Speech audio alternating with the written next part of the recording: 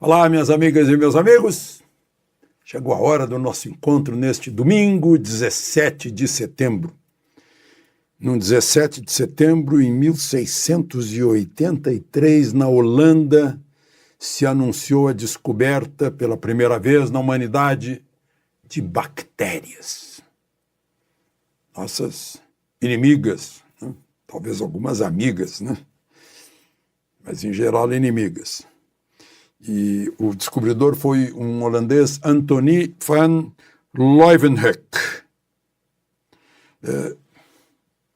E na sexta-feira, a propósito de pesquisadores, a Academia Brasileira de Ciências, Artes, História e Literatura empossou nas cadeiras 44 e 77 no auditório da Câmara dos Deputados, na Assembleia do Povo Brasileiro, dois cientistas brasileiros brilhantes.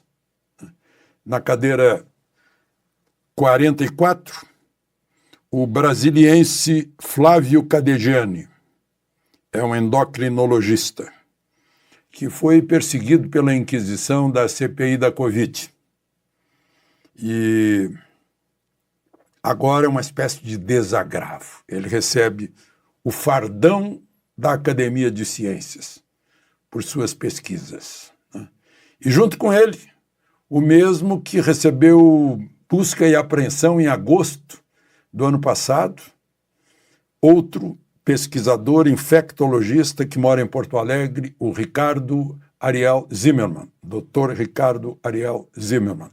Vai para a cadeira 77 da Academia de Ciências, também vítima do obscurantismo. Lembram daquela época em que a mídia dizia que isso não tem tratamento, não pode tratar? Eu fui demitido da CNN porque eu via todos os dias minha mulher médica tratando pessoas e curando pessoas sem que elas fossem hospitalizadas e muito menos entubadas em UTI, né? Porque tinha tratamento, tem tratamento. Mas o negacionismo fanático, talvez, porque simplesmente não tem.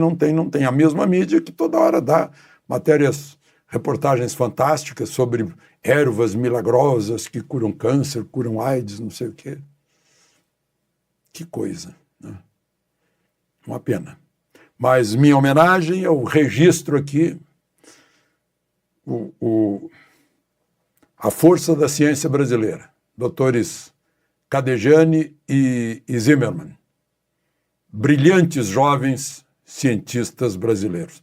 Durante toda a história da humanidade, cientistas foram perseguidos, principalmente nas inquisições obscurantistas da Idade Média. E no Brasil de 2022. Incrível. Bom, vamos aos demais assuntos de hoje. Não esqueça de se inscrever, junte-se a nós. Vamos chegar aí a 3 milhões, que tal? E, ao final, não esqueça de deixar o gostei ou não gostei.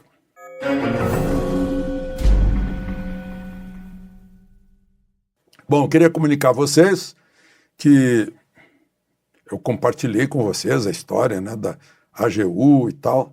A AGU pediu, respeitosamente, um direito de defesa, direito de resposta. E eu imediatamente me escalei para fazer isso na Oeste Sem Filtro, na última sexta-feira. Fazia uma semana que eu havia dito, né, havia manifestado a necessidade de uma investigação sobre as barragens e as cheias, né, inspirado pela união dos prefeitos da região que chegaram a entrar, né, no Ministério Público Federal com pedido de investigação, né? Era isso que eu pedi. Mas pegou, né? E pediram direito de resposta, e eu acho que esse direito de resposta é sagrado.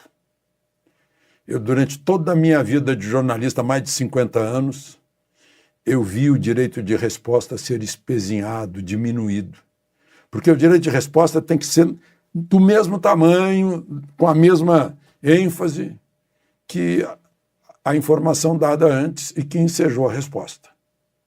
Aliás, está no artigo 5º da Constituição, cláusula pétrea, primeiro o inciso 4º, que diz que é livre a manifestação do pensamento, vedado o anonimato, óbvio.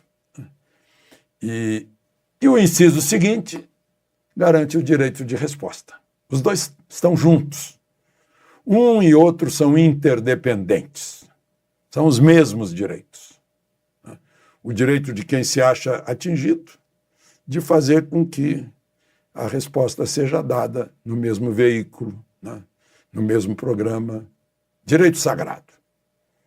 Direito sagrado, eu enfatizo aqui. Faz parte do Estado democrático de direito, assim como faz parte do Estado democrático de direito a liberdade de expressão, o direito de ir e vir, o direito de reunião sem armas, né? O sigilo da correspondência, o sigilo telefônico, né? O juiz imparcial. O juiz não pode ser nem promotor nem defensor. O juiz não pode ser acusador nem defensor. O juiz é imparcial. Né? E o Ministério Público tem a iniciativa do processo penal. Isso é Estado democrático de direito. Todos esses princípios que aí estão, né, que quem defende a democracia, quem zela pela democracia, obedece à Constituição e às leis. É muito simples defender a democracia, basta obedecer, seguir fielmente a Constituição. Não é? Bom, e aí veio a história, né? Estavam discutindo. O crime de fake news. Bom, isso não existe. Também está lá no artigo 5º que só existe um crime se houver uma lei anterior que descreva esse crime e aplique a ele uma pena. Não? Existe, sim, está lá no Código Penal, os crimes contra a honra, crime de calúnia, injúria e difamação. Quem atribui um crime a alguém e é mentira, isso é calúnia. Né? Quem injuria alguém, isso é injúria. Quem difama alguém é difamação. Agora, como vocês viram, só se refere a pessoas. Um Estado não pode alegar que foi difamado, ou injuriado, ou caluniado. Nem mesmo uma instituição do Estado. Isso é do direito. Né? São crimes contra a honra, portanto, crimes pessoais. Eu já fui processado uma vez em meio século, mais de uma vez, mas a outra vez o Quércia retirou. E fui processado pelo presidente do PT, ex-ministro da Justiça, ex-presidente do PT, ex-governador do meu estado, Tarso Genro, naquela questão dos boxeadores cubanos nos Jogos Sul-Americanos, né? Que eu disse que não houve julgamento, não houve decisão da Justiça, eles foram enviados para Cuba de volta, simplesmente enviados. Né? E ele me processou, só que ele não ganhou. Né? Então, é uma coisa... a gente tem que pensar a respeito disso. Fake news. Fake news, quando é que a gente acha que uma coisa é verdade ou é mentira? É uma coisa complicada. Agora, uma coisa quando é um fato e a pessoa nega o fato, aí não tem como. Né? Essa questão das barragens, por exemplo, que está envolvida aí nesse qui pro quo. Né? Eu disse, as barragens têm comportas. E as pessoas estão negando que tem comportas, quando é só olhar. Né? Olha aqui, eu estou dizendo isso porque eu li na Zero Hora de hoje. Olha, Zero Hora é um jornal importante, está entre os 10 mais importantes jornais do país. É o jornal de maior circulação do Rio Grande do Sul. Está na reportagem sobre esse assunto, diz assim: a empresa que opera a barragem do Rio das Antas negou as especulações a respeito das estruturas, até porque as represas nem sequer têm comportas. Gente, acabou. O jornal agora é burocracia. Não, a empresa disse.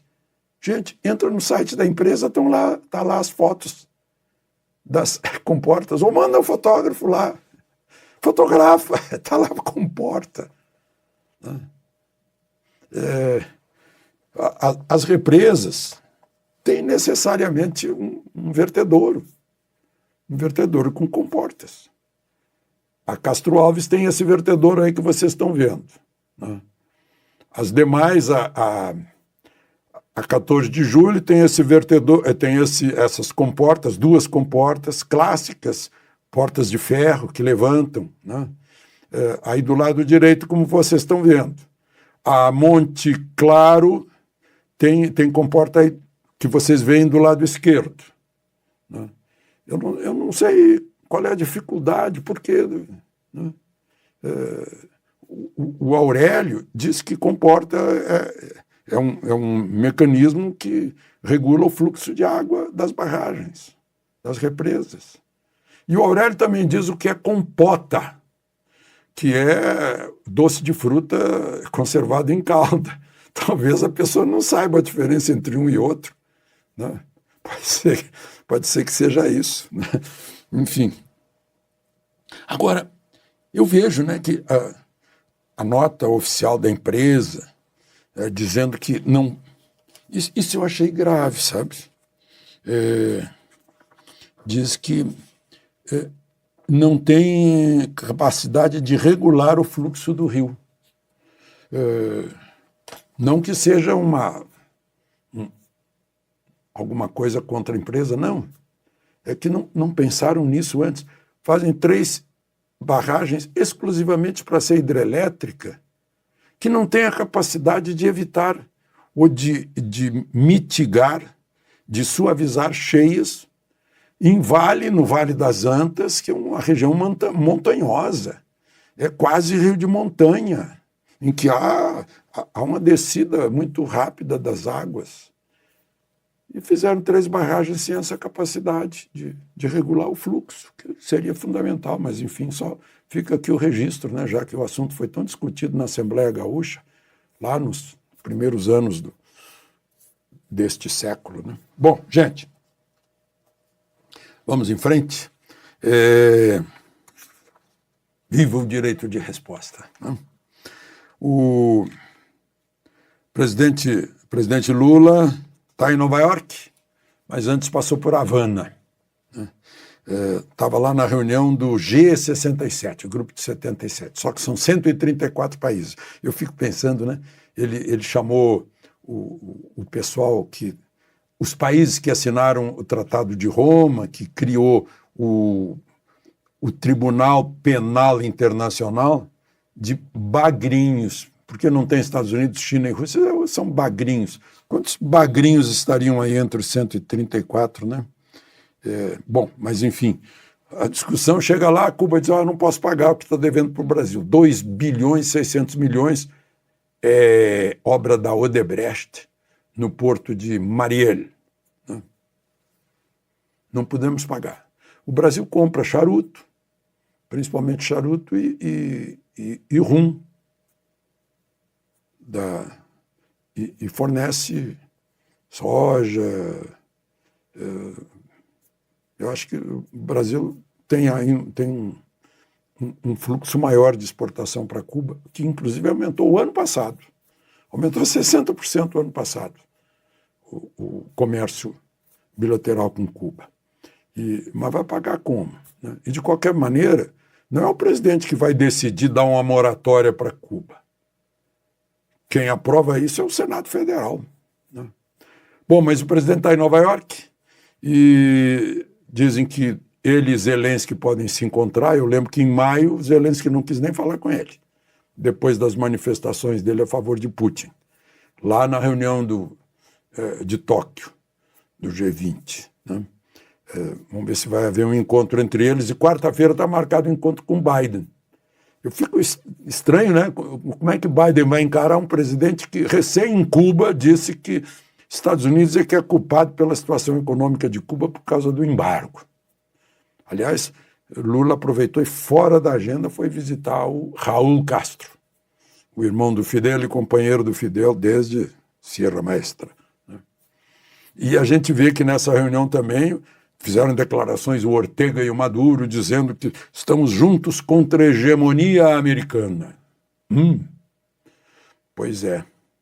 Os Estados Unidos, por sua vez, estão sendo mais práticos ainda do que são e estão aumentando as relações econômicas com os dois vizinhos, porque fica mais fácil, fica mais perto, e diminuindo as relações com a China. Canadá e México estão se beneficiando muito com isso. Bom, deixa eu ver se tem mais alguma coisa aqui. É tanto assunto num domingo, não tem mais nada, não. É apenas registrar o...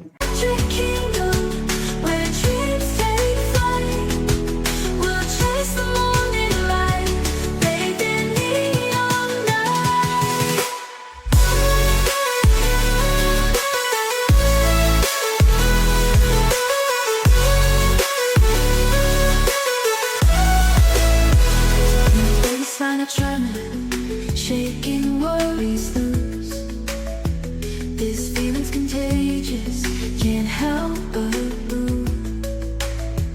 Voices rise like anthems, a chorus in the dark.